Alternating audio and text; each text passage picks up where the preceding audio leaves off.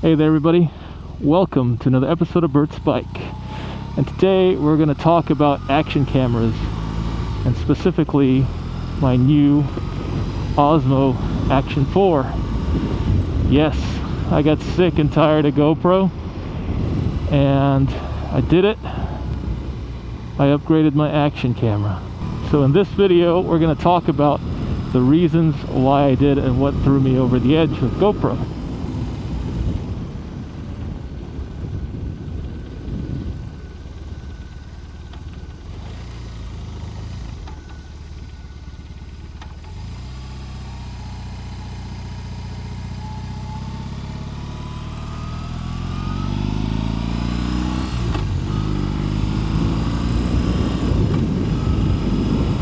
So I started this channel when I first started riding, and my first action camera was a GoPro Hero 6.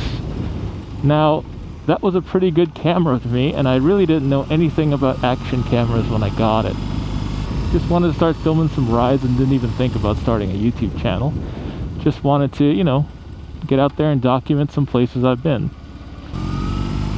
So I've been running that Hero 6 with my Tascam multi-channel recorder with a lapel mic, with the purple Panda lapel mic to be exact. And honestly, that setup worked great. It was great audio, great quality, clean audio. So the mic was really good at rejecting wind noise and really letting your voice come through. So why do I want to switch now? And honestly, it just comes down to two words. It's workflow. So I've been doing now this YouTube channel for a few years, and I've gotten to the point where I'm kind of serious about making more high quality content. And workflow is a big deal to me, because by the time you get all your stuff together and get ready for the ride, you kind of don't want to ride anymore. You're just kind of over it. And the faster I can get out the door and creating, the better for me. And the easier it is to use out in the field, the better as well. So let's talk about the 4 reasons why I left GoPro. First one is unreliability.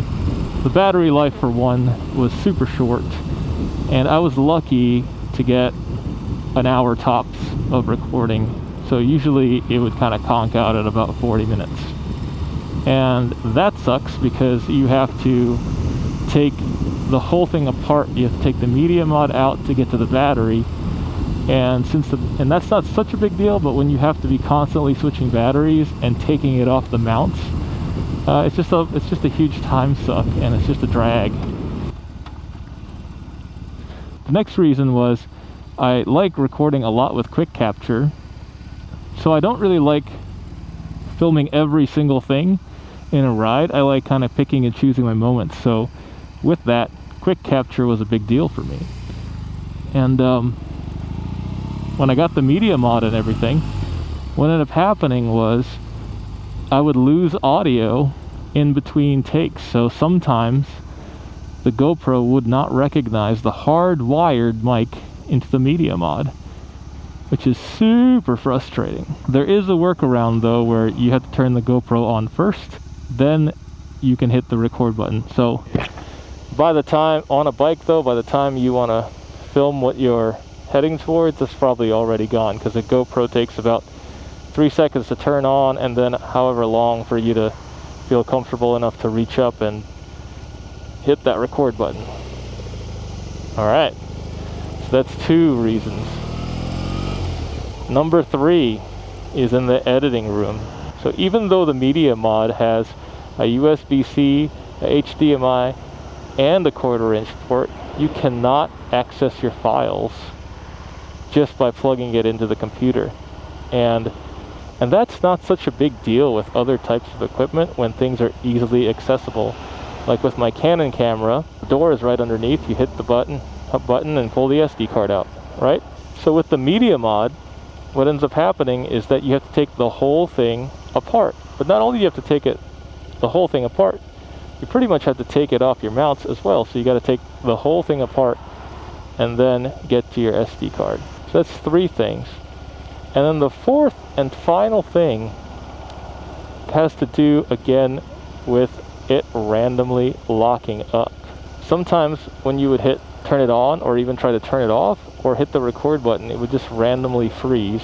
And the only way to unfreeze it is to get off the bike and pull the battery. So now you have another issue where you are taking the whole thing apart again.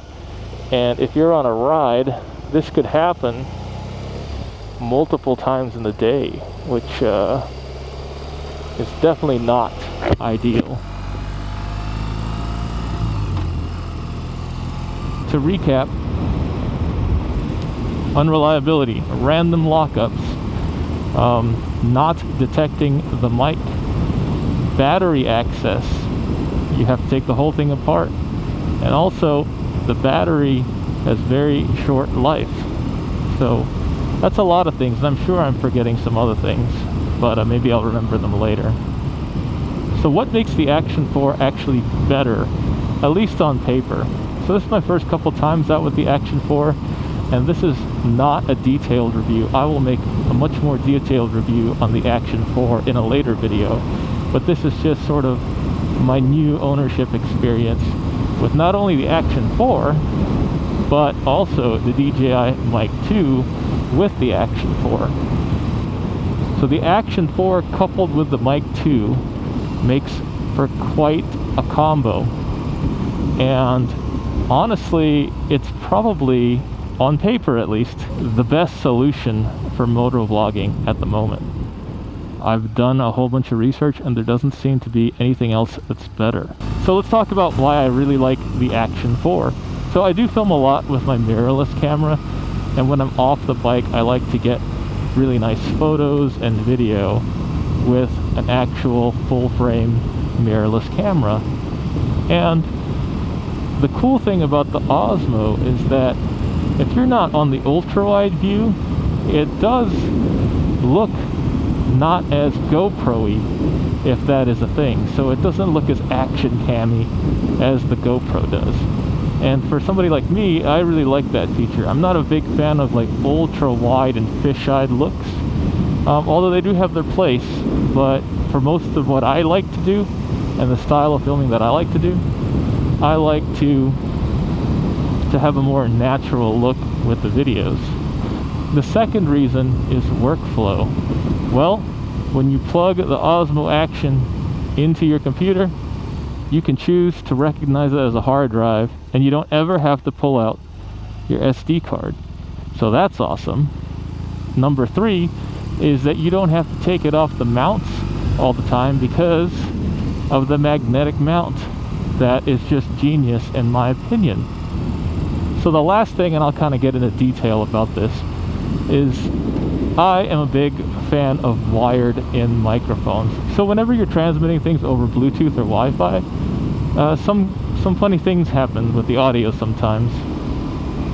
And what I like about the Mic 2, even though it's a wireless microphone, it saves a copy of a 32-bit float, which basically means high headroom. So if you're talking loud and the microphone were to peak, it can't distort. So you're having the benefit of getting an external recorder with you, as well as having sort of a processed audio onto the Action 4.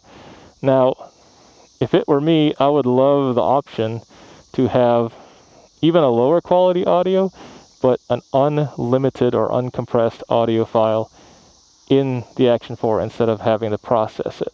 So let's shift gears for a moment and get out of camera land and talk about the R18 for a split second. I just really wanted to point out that these Viking bags, saddle bags, really work well with the bike, and I'm super happy with them. Good price and good quality. And the other addition to the bike was this sissy bar from Edward Ritchie that I had custom made, and I think it just really works with not only the functionality of the bike, but also gives it kind of a unique look as well. So I'm pretty happy with that. All right, Let's jump on the bike, keep talking.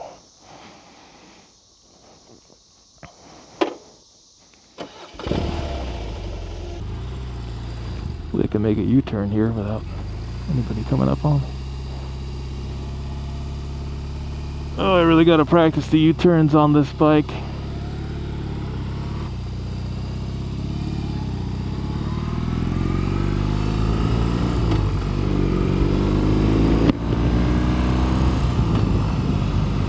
So what do I think of GoPro versus DJI? Well, I don't think that GoPro is an inferior product, but specifically for motovlogging, I think DJI just knocked it out of the park.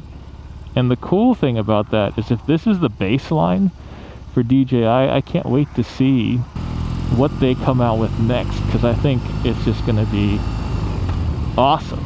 Oh, one other thing I forgot to mention with the mic too is that if you do have a favorite wired mic, you can plug that wired mic straight in and just use it like I was using the Tascam recorder at just a really sliver of the size of the Tascam. The Tascam was huge comparatively. So the way I classify kind of a great product is when you're not having to think about what you're doing with it. You know, when you have a good camera, when you're just, you know, when you say, hey, I gotta film something, dial in your settings real quick or put it on auto and just go. I think, you know, that when it integrates into what you're trying to do so well that you're not even thinking about it, that's a great product.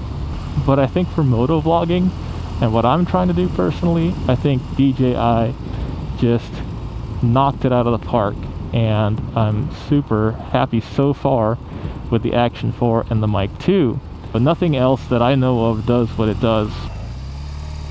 Look at this U-turn. Alright, well, thanks so much for watching, everybody. Listen to me ramble on about this DJI Osmo Action 4. If you have any tips and tricks or things you'd like to share about the camera, I would love to hear them in the comments below. So with all that said, please like and subscribe, leave a comment below. It's Bert's Bike, and I will catch you on the next one.